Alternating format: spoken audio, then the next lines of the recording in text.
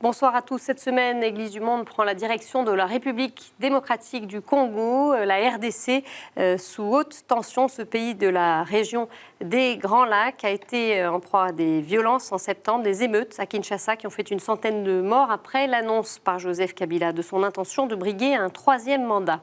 Autre lieu de tension dans ce pays, c'est l'Est, dans le Nord Kivu. Depuis 2 ans, la population dans cette région très riche en ressources naturelles y est régulièrement la cible de massacres. Face à cette situation, les autorités congolaises et la communauté internationale ferment tout simplement les yeux. Une situation dénoncée par l'Église qui reste un repère fort dans ce pays au plus grand nombre de catholiques d'Afrique. Sur 75 millions d'habitants, environ 52% sont catholiques. Alors comment l'Église soutient-elle ce peuple éprouvé? Pour en parler, je reçois le père Stanislas Longonga. Père, bonsoir. Bonsoir, madame.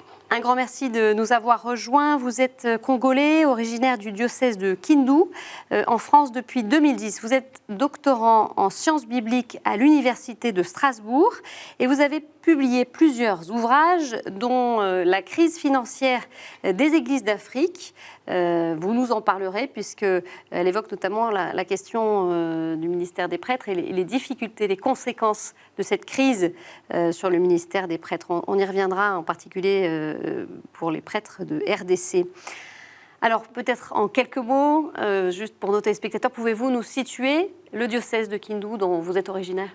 Le diocèse de Kindu se situe à l'est de la République démocratique du Congo et dans la province du Maniema qui, dans l'ancien temps, avant 1988, faisait partie de l'unique province qu'on appelait la province du Kivu, qui contenait le Nord Kivu, le Sud Kivu et le Maniema. Tout ça, ça faisait une seule province. Et ça a été divisé oui, en depuis. 1988, oui. Alors, on en revient à la situation critique dans votre pays. Vous y avez passé un mois cet été, le mois d'août. Est-ce que vous avez perçu un climat particulier? Votre précédent séjour était en 2013, donc 3 ans plus tard. Voilà, qu'est-ce que vous avez observé? C'est ça. En 2013, les choses marchaient encore parce qu'on n'approchait pas les échéances électorales. Et du coup, la situation n'attirait pas trop l'attention de la population. Mais maintenant qu'on est vers la fin du mandat du chef de l'État, on remarque de la part de la population une certaine inquiétude sur le lendemain. Tout le monde se pose la question de savoir qu'est-ce qui va advenir après le 19 décembre. Donc il y a cette inquiétude-là qui s'élit sur le visage de la population. Voilà. Et le 19 décembre, qui est donc la date butoir, qui concerne Joseph Kabila. Oui, qui marque la fin de son mandat. Le pouvoir. Selon la Constitution. Alors, on va justement revenir sur ces événements du mois de septembre. Qu'est-ce qui s'est passé? Racontez-nous. Ce qui s'est passé, c'est que le 19 septembre, selon la Constitution, devrait marquer la date de la convocation du corps électoral. Et ça devrait être fait par la CENI. Mais la CENI, c'est l'institution chargée de l'organisation des élections au Congo. Donc la Commission électorale nationale indépendante. Mais tout le monde savait que la CENI n'était pas prête à convoquer le corps électoral. Et donc, l'opposition a considéré cela comme une violation déjà de la Constitution. Et pour montrer son mécontentement, elle a rassemblé tous ces jeunes-là qui font partie des différents partis de l'opposition et sont descendus dans la rue, voilà, pour manifester leur mécontentement. D'accord. Et là, il y a eu de nombreuses victimes. Et là, les choses ont dégénéré parce qu'il y a la force de l'ordre qui est descendue pour voir s'il y aurait des dérapages. Il fallait recadrer les manifestants, tout ça. Mais comme toujours, on a constaté qu'il y a une certaine méfiance entre la population et la police. Du coup, quand ces manifestants ont remarqué la présence de la police, pour eux, la police, c'est un peu le symbole de la répression, c'est le pouvoir, tout ça, et les choses ont dégénéré. Ont dégénéré. Voilà. Avec une centaine de victimes. Ouais. Vous qui étiez de retour en France, comment est-ce que vous avez vécu ces événements-là, à distance? Bon, on était inquiets parce que chaque fois qu'il y a des manifestations, c'est aussi une occasion pour parfois de règlement des comptes. Mais pas seulement de règlement des comptes, les manifestants sont aussi une population qui souffre. C'est parfois des occasions pour se ravitailler, s'approvisionner à manger. À un moment, on dérape un peu de l'objectif poursuivi par la manifestation. Mais pour autant, vous avez été choqué de cette violence? J'ai été choqué par la violence, surtout quand j'ai vu qu'il y avait même des policiers qui étaient brûlés vifs. Il y a des écoliers qui ont perdu la vie, des enfants qui se rendaient à l'école. Et tout ça, c'est des images qui nous ont tous choqués. On était vraiment choqués. Alors justement, on en revient au climat aujourd'hui à Kinshasa, près d'un mois après ces événements.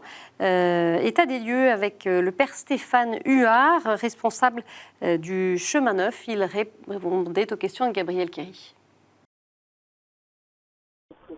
On sent une tension parce que les prix augmentent, il y a des denrées qui manquent. Là, les gens souffrent de plus en plus, ils ont du mal à trouver les moyens pour chaque jour. Et puis il y a une attente, oui, il y a une attente que la situation s'améliore, qu'il y ait du travail pour les gens. Chacun continue sa vie le plus normalement possible, en sachant que qu'il peut y avoir des événements qui font que l'école va s'arrêter, que l'année va pas se continuer.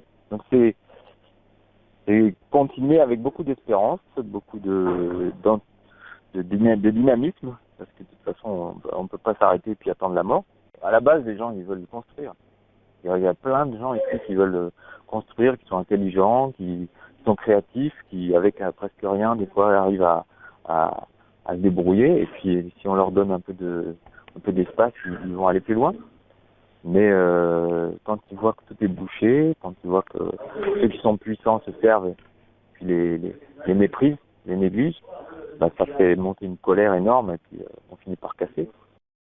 Alors père, si le 19 décembre, Joseph Kabila décide de rester au pouvoir et ne part pas, qu'est-ce qui pourrait se passer selon vous? C'est quoi les scénarios possibles? Pour le pouvoir et pour l'opposition qui a participé au dialogue, donc on s'en tient à l'accord. Mais ce que nous craignons, c'est la réaction de la branche de l'opposition qui n'a pas participé au dialogue. Qui n'est pas d'accord avec ça. Et qui tient au respect du mandat. Donc pour là, cette partie de l'opposition, après le 19 décembre, vous ne savez pas. Ils préconisent, eux, un régime spécial sans l'actuel président de la République. D'accord. Beaucoup d'incertitudes. Oui, on ne sait pas non plus comment la population va accueillir les clauses de cet accord. Donc, il y a une certaine perplexité, voilà. Et dans ce contexte-là d'incertitude et de violence, l'Église du Congo, elle n'hésite pas à faire entendre sa voix pour plus de démocratie.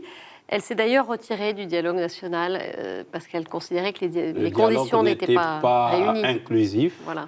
Et qu'on n'aurait pas atteint un large consensus. Voilà. Est-ce que vous avez le sentiment que c'est la seule autorité qui s'exprime de manière un peu forte, ou est-ce qu'il y a aussi des laïcs, des chrétiens qui sont engagés, qui n'hésitent pas à dire les choses?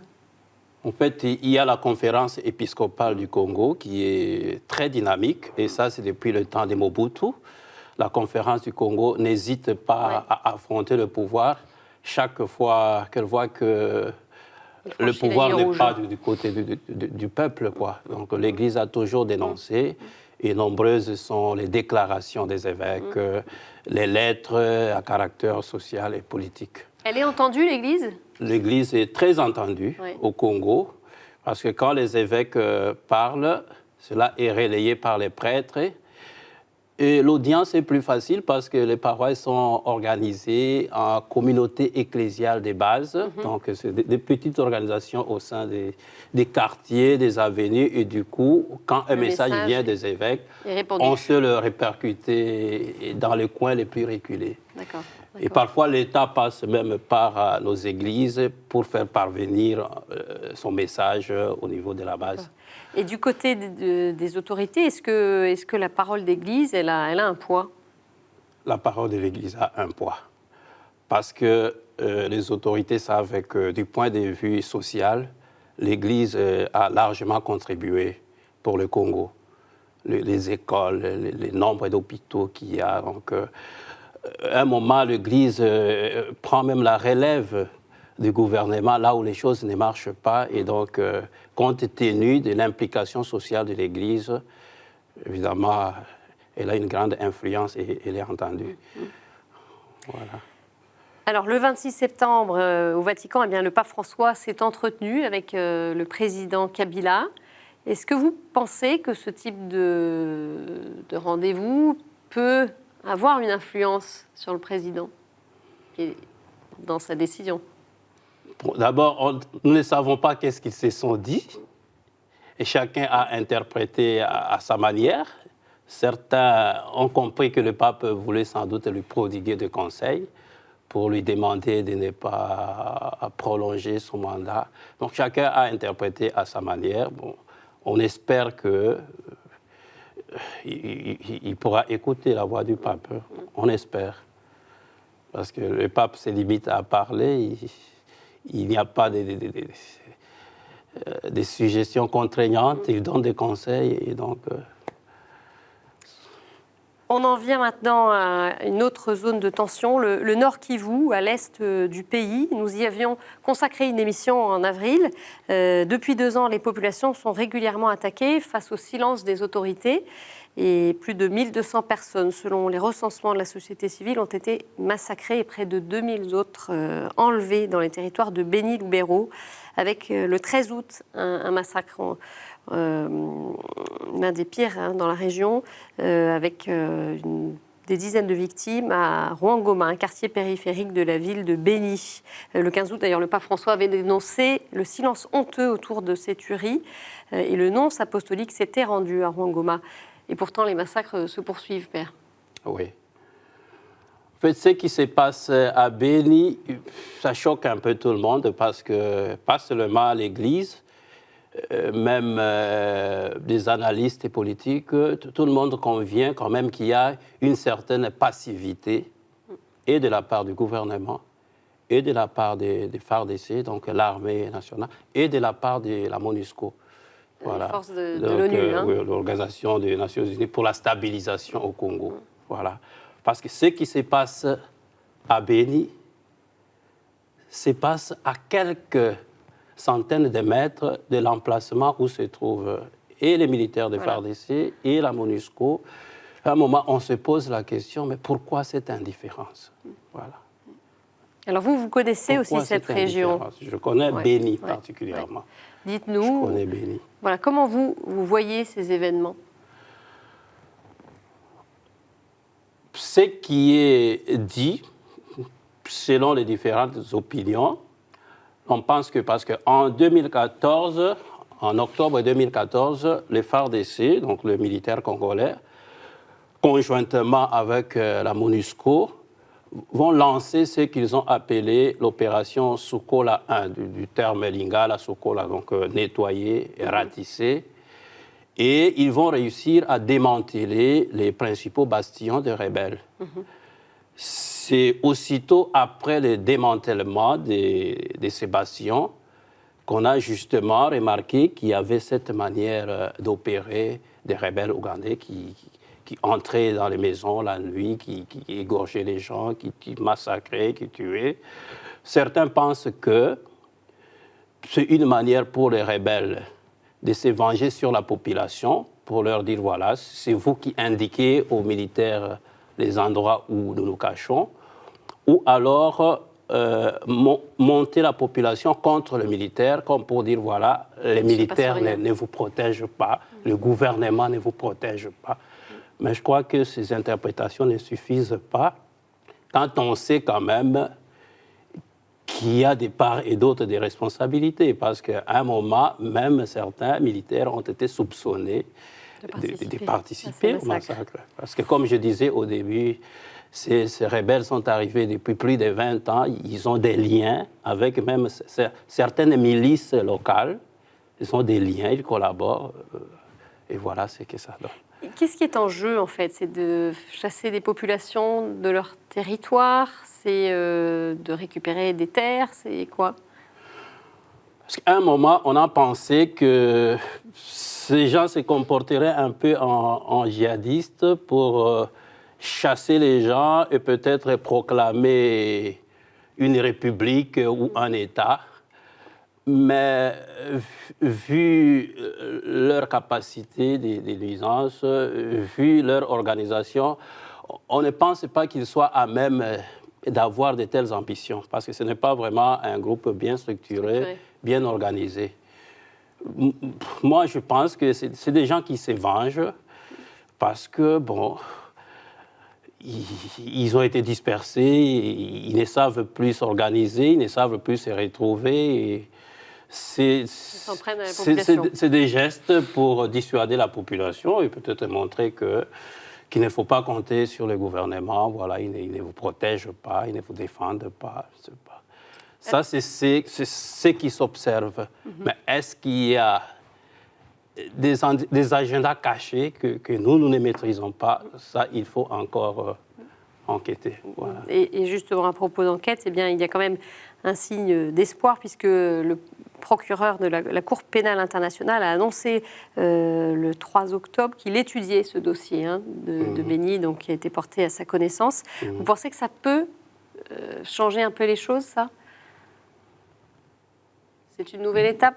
Bon, c'est une nouvelle étape. On va voir parce que petit à petit, on s'habitue un peu à la Cour pénale internationale, aux menaces, parce que souvent, les actions ne suivent pas. On a entendu ces genres d'alarmes, mais après, il n'y a rien qui suit. Donc, on est un peu habitué à ce discours-là. Vous n'en attendez pas forcément grand-chose?